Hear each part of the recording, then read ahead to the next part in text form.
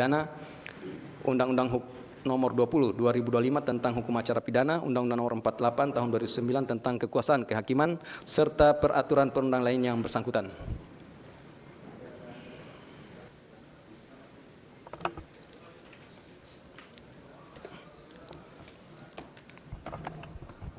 Terdakwa kalau nggak bisa berdiri, nggak apa-apa, duduk ya.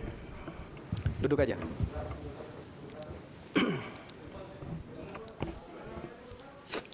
Mengadili. 1.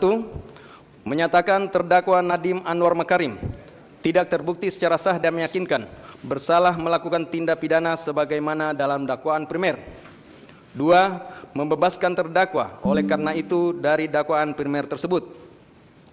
3. Menyatakan terdakwa Nadiem Anwar Makarim telah terbukti secara sah dan meyakinkan bersalah melakukan tindak pidana korupsi yang dilakukan secara bersama-sama sebagaimana dalam dakwaan subsidiar. 4. Menjatuhkan pidana kepada terdakwa oleh karena itu dengan pidana penjara selama 10 tahun dan pidana denda sejumlah 1 miliar yang harus dibayar dalam jangka waktu 1 bulan dan dapat diperpanjang untuk paling lama 1 bulan sejak putusan berkekuatan hukum tetap. 5.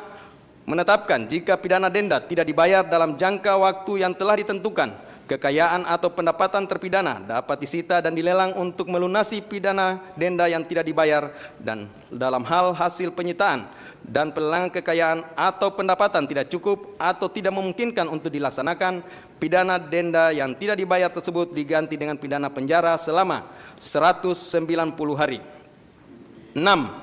Menjatuhkan pidana tambahan kepada terdakwa berupa pembayaran uang pengganti sebesar 809.597.125.000 rupiah dengan ketentuan apabila terdakwa tidak membayar uang pengganti paling lama dalam waktu 1 bulan sesudah putusan memperoleh kekuatan hukum tetap, maka harta benda terdakwa dapat disita oleh jaksa dan dilelang untuk menutupi uang pengganti tersebut, dan dalam hal terdakwa tidak mempunyai harta benda yang mencukupi untuk membayar uang pengganti, maka diganti dengan pidana penjara selama 5 tahun.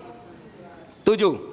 Menetapkan masa penangkapan dan penahanan yang telah dijalani terdakwa dikurangkan seluruhnya dari pidana yang dijatuhkan dengan ketentuan masa selama terdakwa berada dalam rumah tahanan negara diperhitungkan secara penuh, sedangkan masa selama terdakwa menjalani penahanan rumah sejak tanggal 12 Mei 2026 diperhitungkan sepertiga sesuai dengan ketentuan undang-undang.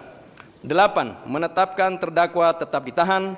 9. Menetapkan barang bukti berupa barang bukti dokumen sebanyak 66 item sebagaimana tertuang dalam berkas perkara dipergunakan dalam perkara lain atas nama terdakwa juristan daftar pencarian orang.